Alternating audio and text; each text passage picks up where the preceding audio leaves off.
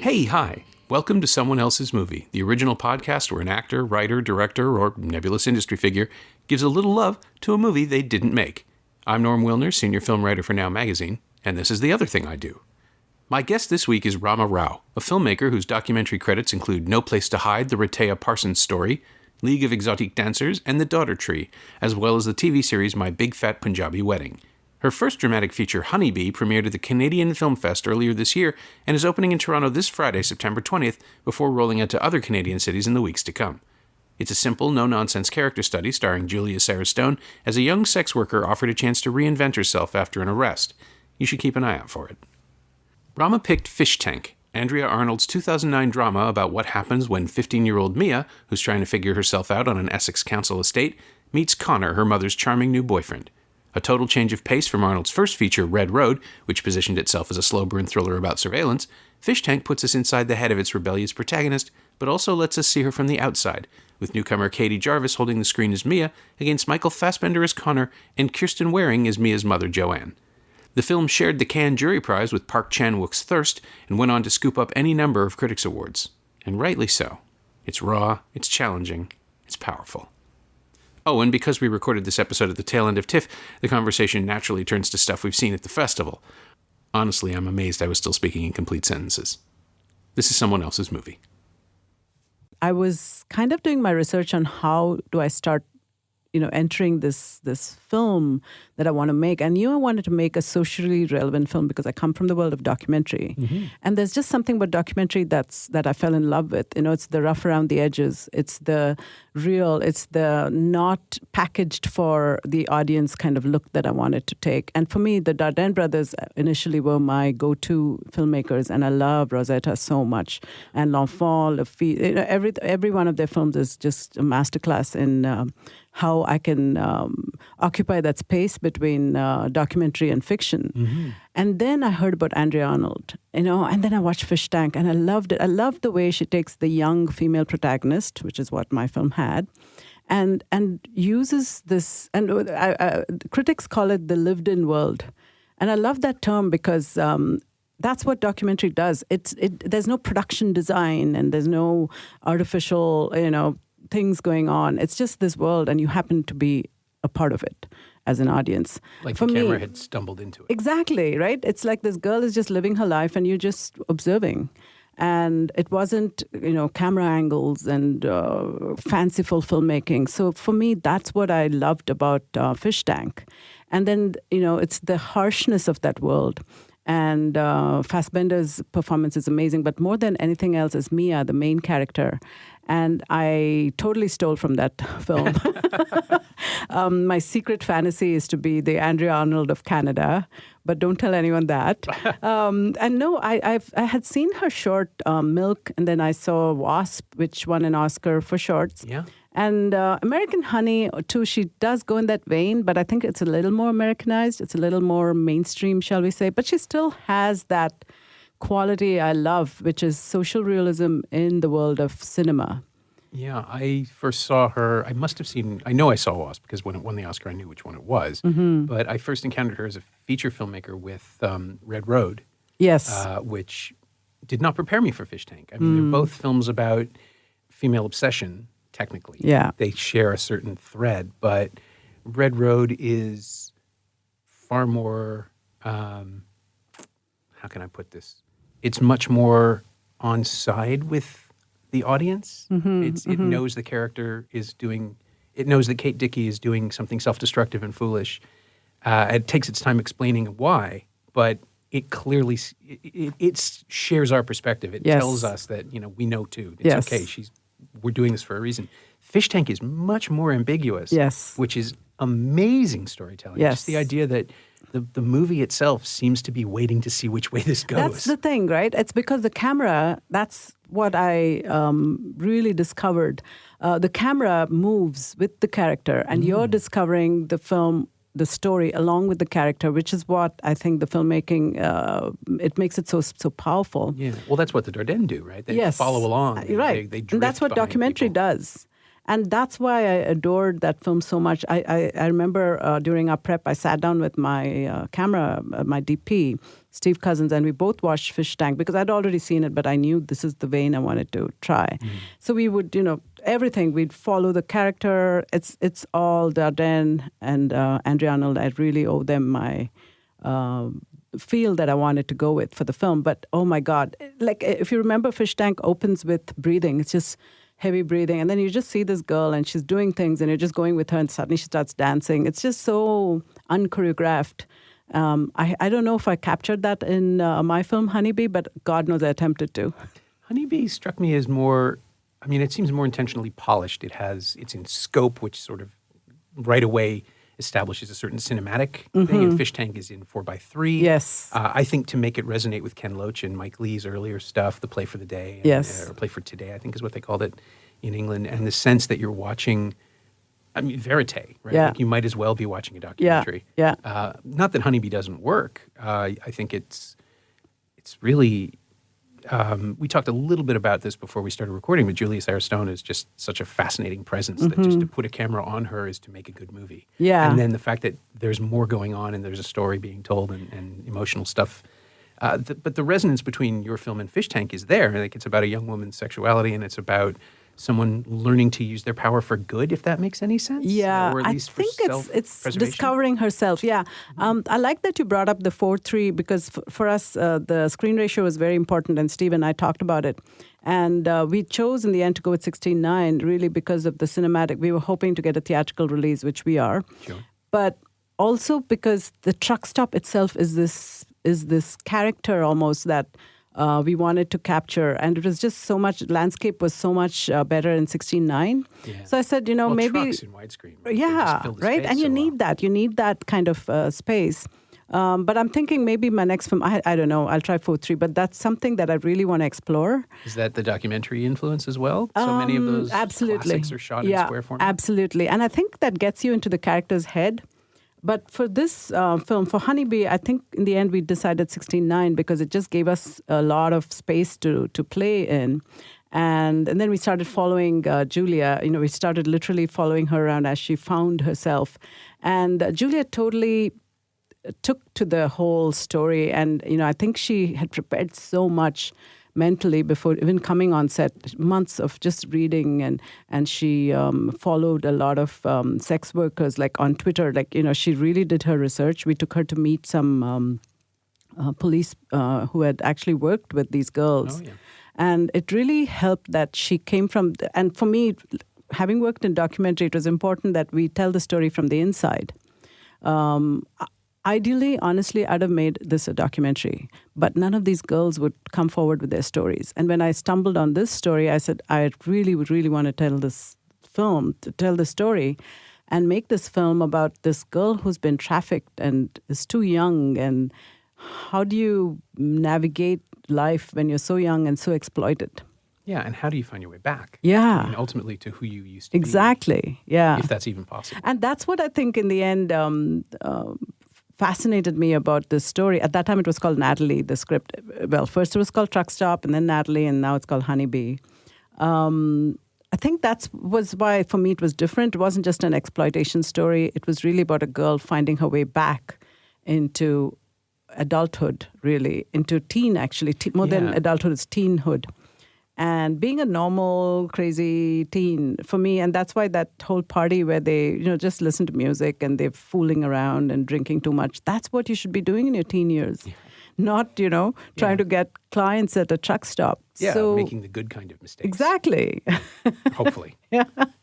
So that was what drew me to this story. And it was heart-wrenching at some moments, trust me. For us, the crew, even reading the script initially, I was like, do I really want to tell the story? Do I really want to add to the body of exploitative films? And then I said, no, if it's a woman director, if it's me, if you're coming from the right place, you won't be making an exploitative story. You'll be talking about the girls and the women and the voiceless people so far who've been trying to tell their story. Yeah, it's far too sympathetic for me to consider it exploitative. Also, you make a point of avoiding nudity, avoiding excessive violence. It's much more. I find it much more disturbing when you just see a photograph of someone who's been beaten. Exactly. And you find out that this is going on. Yeah. It's far more shocking. Yeah. And it's how the character would experience it. Yeah. And I'm glad you said that because it's so easy, honestly, for directors to say, we'll do this and we'll do that. And, to get carried away by your own sense of power on set. And like I said, as a woman storyteller, for me, it's very, very important to be respectful of the story, to be respectful of my actors, and really to honor my own reason why I'm telling the story and why other people would work with you on this story, right? It's so easy to say, she's young, we'll make her nude, strip her down, Of course, if the story needs it, absolutely we should do it. But I knew I could tell this, just camera angles, I think your imagination is so much better than showing things. So for me, it was important that we show the truck stop in its gritty reality, but to also allow you to say, oh my God, I can't believe this is happening, and add your layer of what you think could happen. Sure. There's a deliberate decision to frame certain acts just below. Yes. Or just to the side. Yes. And that is, you're right. You fill in the blanks. Yes. Plus, we all know what's going on. Yeah. It's mechanical. I don't know that we need to see all of it. Fish Tank sort of has a similar approach in that we're catching things just as they happen or just as they don't happen. And I wanted to ask questions about collaborative influences and the way that Arnold has clearly worked with these actors, rehearsed them to pieces. And just the dancing numbers alone are fascinating. But when you're putting people in these tense, awkward, electric situations. And this was with, Michael Fassbender, who had made 2 or 3. I guess he'd already been. He'd already made Hunger, right? Yeah. So he'd been the lead once at least, and he was. I met him right around that time. He was one of the most magnetic human beings I've ever encountered. Fassbender is one of our best actors. But also personally, like his charisma, you could fall in love with him in the room, and to have this young, unknown presence with this slightly older electric unknown presence, and just to have that chemistry going on, there's a sense, she does it in Red Road too, in that one scene, which I won't spoil for people who haven't seen it. But there is this moment, or there are moments in Fish Tank where it is entirely possible that someone is just going to grab somebody else and just break the story apart completely. And it's that tension that doesn't ever resolve itself. For 2 hours, we're in this space with them, and people are doing things and making decisions, and they're the wrong choice every time. But that's what happens, again, when you're a teenager who just wants to leave home. You grab onto whatever you can, even if it's your mother's boyfriend. And just there's this sense that we're watching these little disasters happen in real time. Honeybee is the opposite. It's someone who is clawing her way out. She backslides, but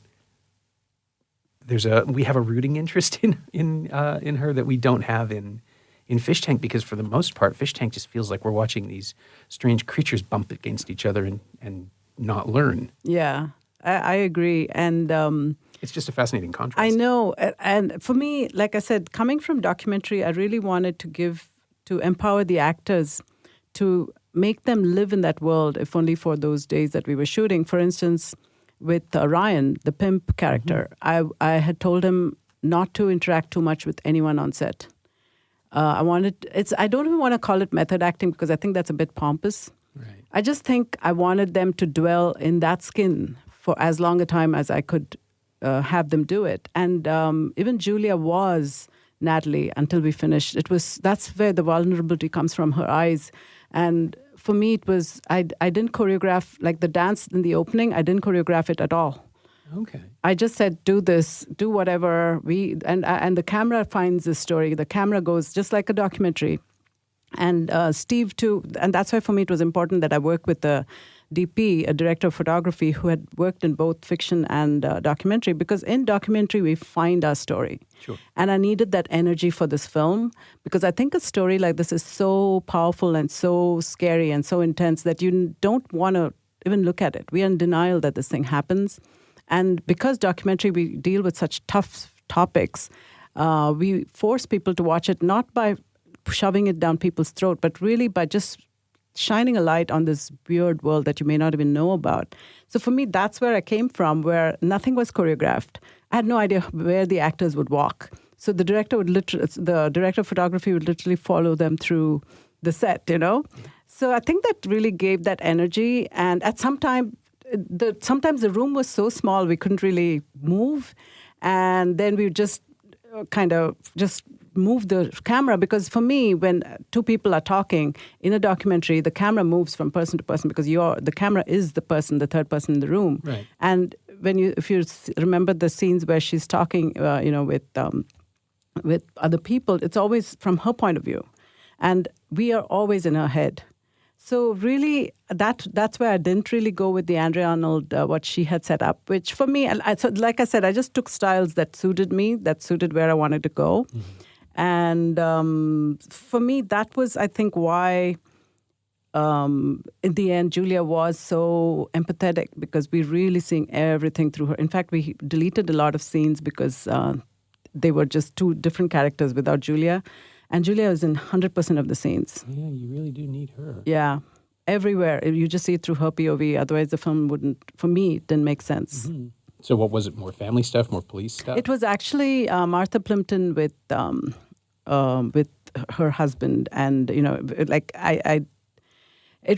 we shot it and then we didn't use it because, like I said, it was just the foster parents and their self-doubt and why are we having these kids. So it was kind of a very different POV. Yeah. It was a third-person point of view, so it didn't really fit in. Well, and I was it's sad. A scene we've seen before, right? I mean, we know what that looks like. Exactly. And I didn't want the omnipresent author point of view. I hate that because, like I said, the film is Natalie's. It's her journey from being exploited, making mistakes, slipping back to finding her. And that's why the film has to end. Like, that's another thing.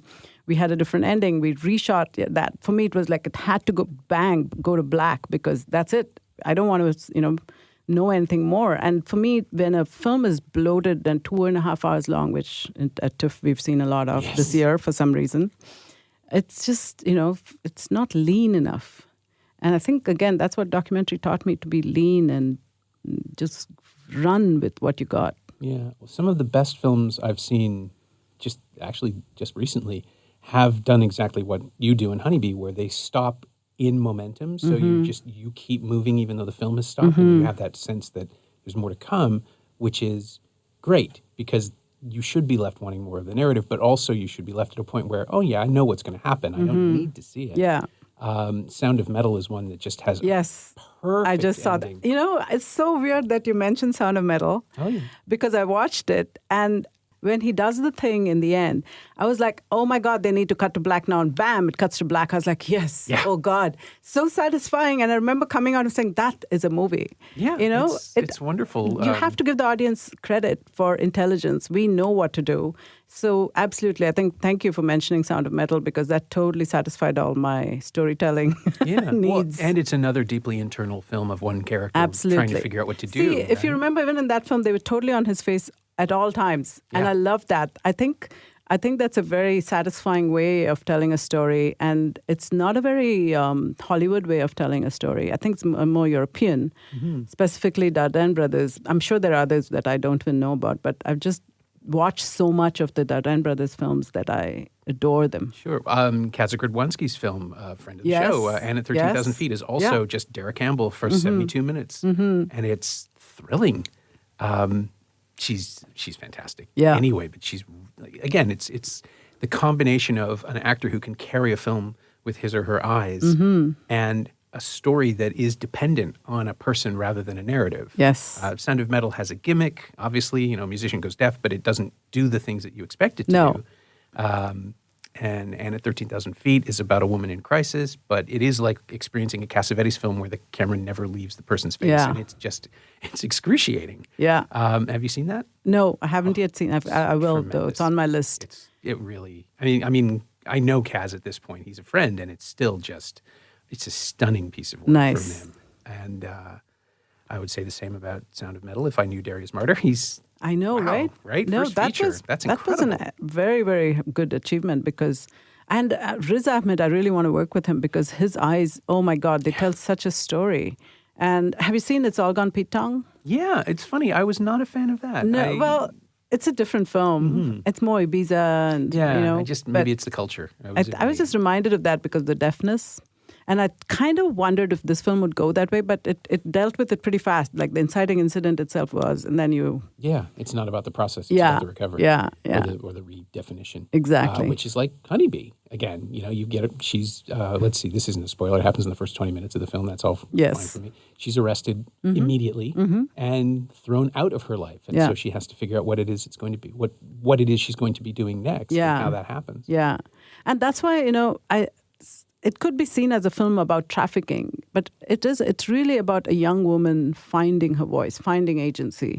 And that's what for me, as a storyteller, as a writer, director, it's so important to bring voices. And in my documentary, I've always tried to do that, where you're just trying to express something where it's not been expressed. These stories need to be told. And for me, that's why I thought it forms a part of the rest of my work, because it was hard for me initially to find a way in.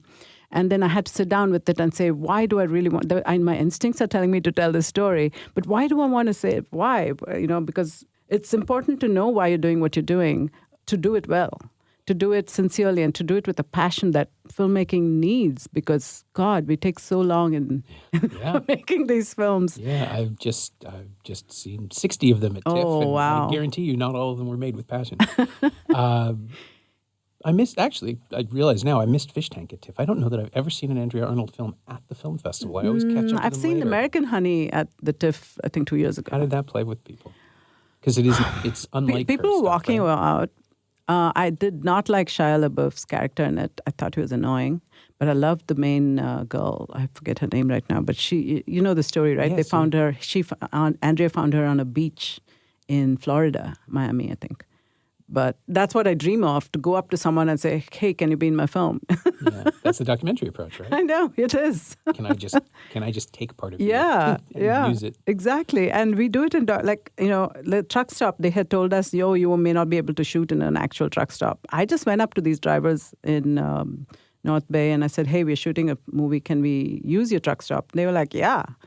And we had it. And as we shot it, a lot of the scenes we shot like a documentary. We just ran in and shot stuff before they threw us out. For me, that's a thrill of making a documentary. Half the time you barely have location permits. Although in this one, we shot it properly because the producers, they got location permits. Yeah. But a lot of it was just following characters. They knew, but we didn't know at what point they would do something. So that was very exciting. I want to make more films in that vein and see where I can push it, because there's always, the edges are being blurred, and I love that. It's not about dramatizing documentary for me. It's more about documentarizing fiction, if I may. No, I understand that. In fact, Heather Young's film Murmur, which just won the Frapesci Prize in the Discovery. I saw that.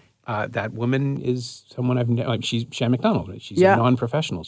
And she's incredible. She's in her 60s, and she inhabits that frame. And again, the film, it's another one that's 4x3, I think. Okay. It's definitely not. I have to watch it because I'm following her career, and I'd love to see the film. So have you seen it? I did. Yeah. And?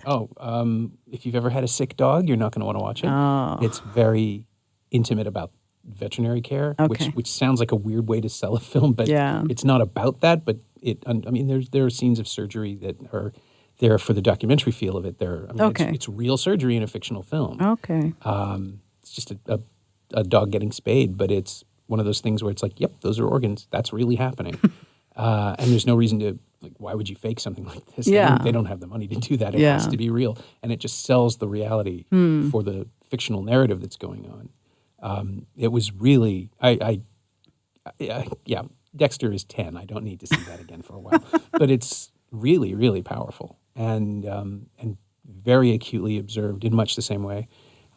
You're just watching someone go through a crisis and not understand it and deal badly with it. Mm-hmm. And it just, again, it's one of those films where the movie is aware that these are bad decisions. It's not standing in judgment of her, but it knows this can't end well, and it just proceeds and progresses, and you're this fist around your heart just keeps getting tighter and tighter. So fun for everyone. I know, but but a really powerful experience, and one that ends on a note of maybe not hope, just possibly tiny little bits of progress are all that this person can ask for at this stage in her life. And that in itself is really quite powerful. Yeah. So that Nice. was fun. I keep trying to come back to Fish Tank in the idea of desperation that sort of drives Honeybee, and it's also in Murmur and a few other films. And Planet 13,000 has it too, where you're watching people try to break out of a structure they don't understand. And so Mia is pushing back because she's a teenage girl, because she's rebellious, because she is asserting herself. All of these things are true, and also she's not wrong, right? Like it's not just Western teenager rebellion. She's correct in assuming that there's nothing for her here except her mother's boyfriend, which is a terrible idea that she enjoys. And so you're watching someone risking her future by arguing that she deserves one. And I found that conflict is something that I don't think I've ever seen expressed anywhere else. I think I've really that resonated for me because I grew up in India in a Catholic school. Oh. Okay. And I grew up a rebel. And at home, my mother was telling me what to do. So for me, getting kicked out of school was like a dream that I was always pushing to do, but no one kicked me out. Okay. But I was always being thrown out of my class and made to stand outside class. So for me, Mia's character, I just adored her. Absolutely we see why she's doing what she's doing. And you know what? Institutions don't make sense, really. And these young women who have to fight against it, and they become symbols almost of our need to break free of the chains. It's just, and it's really a coming of age that women haven't seen at all. We've not had that kind of. Boys have had so many coming of age films, really. Sure, yeah. Stories, not just films. And women, I think, do it in a very different way. We do it in an insidious way. We disrupt. We don't break the chains and glorious freedom. We don't have that at all available to us. We question authority.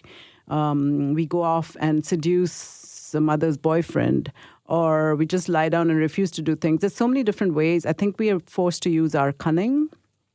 And for me, that was fascinating because that's for me what Natalie was doing in Honeybee and what Julia brought. She brought this intelligence. Julia is a very intelligent person. She brought this, it's not just, I've been exploited. It's more about how do I use what I've been taught to get to where I want. Yeah, what is the best way exactly. I can help someone? Yeah. And I think as women, we really do that a lot. I think we really sit back and we're like, okay, this is what I have. This is what I need to do. So I'll do X to do that. And it's not about morality. It's about survival. Mm-hmm. And that's what for me, that was a parallel between Mia and Natalie.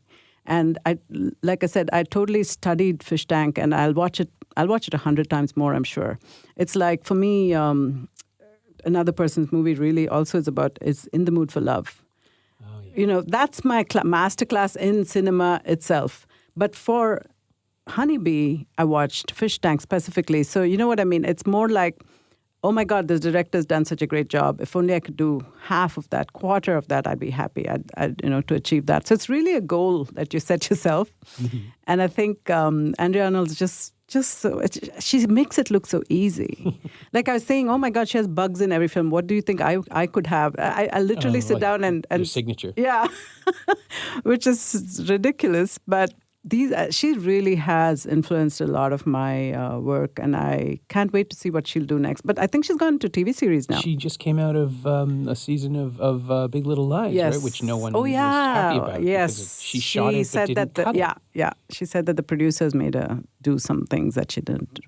Yeah, well, the version of the story going around, officially anyway, is that apparently the intention was always that she would not actually complete the version, which makes no sense to me. Yeah. Why would you hire her exactly. and not want her to cut it? That's the thing. TV series these days, they want big names. They want cinematic directors, but they won't give, I don't know. I don't know the real really story. Want Who it, knows? right? They don't fully want to abandon the control. Yeah. Jean-Marc Vallée shooting a David Kelly script makes a lot of sense for the first season because Kelly is an overwriter and Vallée is a minimalist. Mm-hmm. So it makes perfect sense that those two would produce something. But Jean-Marc Vallée is making the thing and cutting it and releasing it. Yeah. I interviewed him when, I think it was the last time we spoke was when Arrival was coming out. And he was saying that, he was treating it as two movies. He was going to shoot the first three, break, and then shoot the last four. And that way he would know the structure and the rhythms by the time it came to finish them. And I don't think Andrea Arnold was given even that latitude, as I understand it, from the process. She was just sort of, as they do in television, here is a thing, go and do it. She's parachuted and doesn't get to do pre-production, doesn't really rehearse as well as she might have in a feature, and has to do this, and then is removed from the post-production process, which, that is... I understand that for episodic television, but if you're shooting an entire season of a TV series, you are basically making a feature. Usually you get at least 2 days per episode. Like once, you would think, yeah. Right? I don't know what happened there, but interesting to see. And someone as distinctive as Arnold, too, like to not be able to tell people where to come in and out and how to work with the footage that she's got. Yeah, it seems like an incredibly self-destructive idea that you would have to explain at length to someone before you give them your show. Yeah. But this did not happen. So, I haven't watched the season. I don't neither really have want I. to. I feel like on some level I'd be betraying her, which is weird. That's interesting. Yeah. But I also wonder what movie she'll come out with that maybe she's written. That's also for me fascinating to wait for. This is going to fuel that. I'm wondering if her Americanization is going to kind of ruin her style. What do you think? Would it be... Like, I don't know, because American Honey was more mainstream, more... Well, it was an American Hollywood. movie, right? Like it was an attempt to do that thing. And I wonder if maybe the Big Little Lies experience will send her running back to the thing she feels comfortable with and then give her a chance to redevelop it. Yeah. And even I have some issues with her Wuthering Heights adaptation. I haven't seen that one. But it's gorgeous. I love Wuthering Heights. In any form, I'll watch it. I've watched the old BBC 4 ones, but I haven't watched this. I found one a little while ago with Tom Hardy as Heathcliff, which makes no sense, but kind of works. Yeah. See, Tom Hardy and Michael Fassbender, in my opinion, are two of the best actors we have today. I am very fond of both of them. I do think that Hardy is a little too fond of accents, and it's starting to hurt. Hardy is getting... I know what you mean. He can be Welsh for a whole movie, and that's fine, but then you see what he's doing. He's getting a bit in love with his own work, shall we say. Possibly. I wonder if that... he really... I think I first noticed it in The Drop, where he was basically doing Adam Sandler, which was just... sure, it's a choice, but just be Tom Hardy. Yeah. And then again in Venom, his idea of American is very silly. Yeah. But that said... Maybe he's made to do it. I don't know. I'm trying to find excuses just because he's such a You good can't make actor. Tom Hardy do anything he doesn't want to do. Yeah. But meanwhile, Fassbender is just off doing his own weird thing, and he's... Yeah, Fassbender, he hasn't sold out. I don't think so. Well, except that he's made, 4 X-Men movies? Yeah. But he somehow doesn't feel like he's selling out in those, right? He's bringing something to them. Yeah. You wait for these actors to show why they're special, to show, why they've accepted those roles. Mm-hmm. And like Scarlett Johansson, in my opinion, has totally sold out. But I just saw her in Marriage Story, and if she's doing Black Widow you to did. do these, okay, it justifies a lot. Okay. She's, again, right, this is... Jordan and I talked about this in this very room on a Big Story episode. Mm-hmm. If there's a way to make these movies that lets you make real movies, like Brie Larson making Captain Marvel means that she can make 5 more short-term 12s, I'm down. Yeah, I know what you mean, because I was having that same thought, saying maybe these actors just do it to make money. It's like how I would totally shoot a commercial film, then come back and make a film I want. Yeah, it can't be that taxing. I can't imagine. It's probably harder than I think it is. You're standing around on green screen. You have to do a lot of it internally and figure out ways to play these characters. But at the same time, you watch Michael Fassbender making wizard hands in an X-Men movie, and it's like, okay, fine. It's fun. I'm enjoying myself. And then you get to go off and, what was it? Dark Phoenix is somehow James McAvoy and Jessica Chastain, who gave 2 of the best performances I've ever seen in one of the best films of the decade, in The Disappearance of Eleanor Rigby. And now here they are in this, and they're in the It sequel with Bill Hader, who was also in Eleanor Rigby. I was so surprised to see that cast. It was like, really, for it? But I heard the sequel. I haven't watched seen it the myself, sequel. yeah. I heard it wasn't very good. the Someone posted on Facebook saying, oh my God, don't watch. Yeah, Red wasn't crazy about it. He reviewed it for us because he'd seen the first one, so he took the hit and took 3 hours out of his day in the week before TIFF to go see it. I will catch up to it eventually because I love those actors and I want them to be happy and well paid. But that's how I feel about all of this. Mm-hmm. I can take or leave the superhero movies. Some of them are fun, some of them are dopey.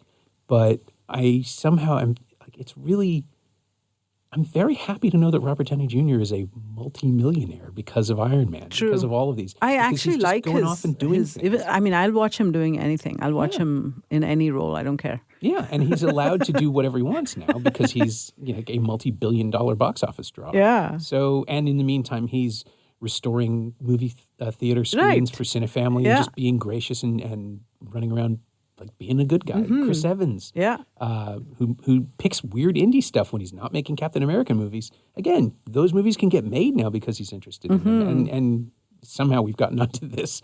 But it's a fascinating new paradigm, right? Where you do one for them and you do 5 for yourself. Well, that's what we as directors do too, right? Like we will, I'd love to get into TV series directing, a la Andrea Arnold. Sure. Presumably with more control. Well, honestly, to be honest, TV series directing, you can forget about control. I was told that you basically are a traffic coordinator. You're a director on a TV series. So I'm going in with a very real picture of the whole thing. But like I said, if I can make a bit of money and then go off, my next film, I want to set it in India. I have 2 films in the pipeline. So one is set in India and one I'm shooting here. Okay. So, you just, like I said, and I don't blame the actors for wanting to make big budget films and then running off and making an indie. As long as they get their passions, through other project, that's fine. I'll watch. Yeah, I'm in the same boat. I'm fascinated by there was a point in David Copperfield where Tilda Swinton and Benedict Wong are in the same frame. Yes. And I was suddenly very, very happy that Doctor Strange made this possible, right? I mean, if you can cast these people in your movie, but also they clearly love being together, and then maybe one of them heard about it and offered it to the other. I have no idea how this works. But I thought Wong was amazing. He is. He's I delightful. loved his character. And all these little connections that this world makes possible now. It's just, it's a really strange new place to negotiate stuff because, of course, the Marvel project is so huge at this point that, I know people who are in these movies, which is insane to me. They've cast everyone, or they will continue to cast everyone. I mean, Simu Liu just became Shang-Chi, and that's something we talked about, he and I, when I interviewed him in the spring for Now's Talent to Watch piece, and something I'd written about months before, and I completely forgot that I apparently I was the first person to make the case besides Simu. And so when that happened, there was this little flurry of that article coming back and people reading it, and I just thought, this is nuts. How is this possible? And then I realized it's because they're eating everything. They've exhausted all of the world's resources. Yeah. And so they're turning to... It's true. And I really think it's also a sign of Hollywood. I don't want to say Hollywood but it is in monolith. But you know what I mean? Movies are turning to people of color, women, people that they've ignored all these years, and that's a good thing. Oh, yeah. It turns out there's a huge audience. Yeah, right? And that's all it is. It's in Canadians. Yeah, that's true. We are that, aren't we? And I'm happy. I couldn't be happier. So that's really the reality of it. And I'm okay with that. Yeah.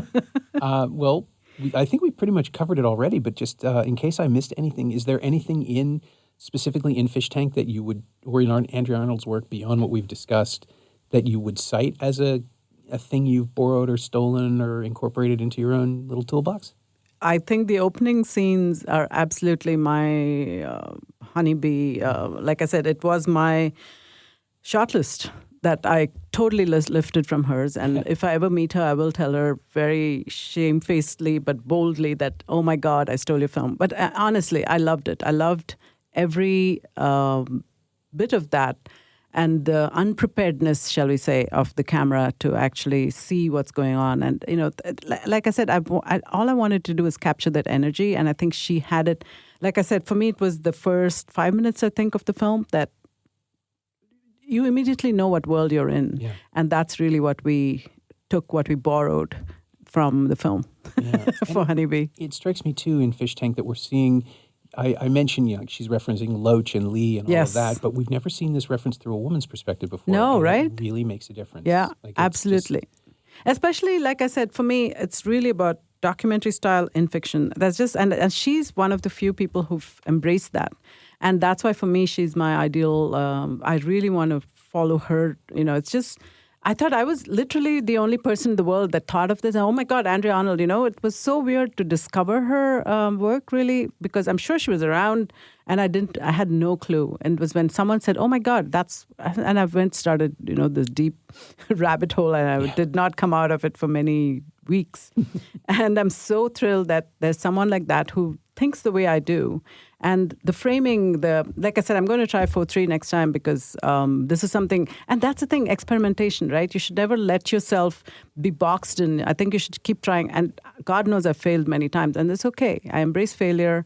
I embrace experimentation that goes wrong. It's fine. And that's what documentary teaches you. I'm unafraid of making bad films and I think that's something, again, that we should remember.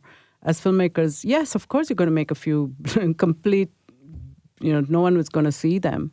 But hopefully you'll make a few good ones and people will want to watch. Yeah, and even if someone doesn't see your film, it doesn't mean it's bad. Yeah, it true. just means they'll discover it 10 years at from some now point. No, I'm resigned to posthumous fame. I'm kidding. It's just something I tell my friends all the time. Oh, that's horrible and really funny at the same time. I hope you get it before that. Thank you.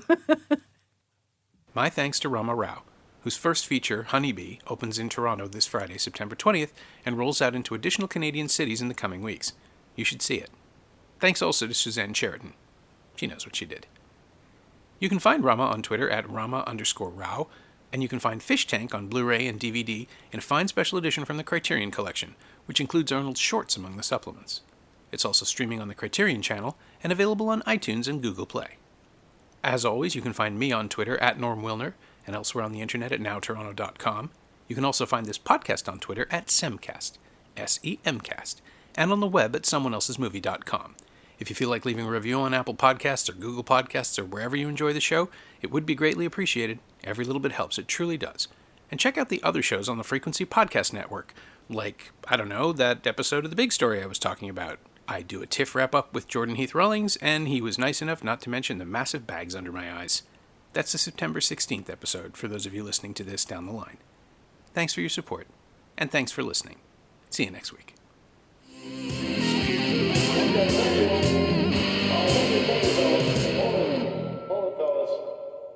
I'm afraid you're just too darn loud.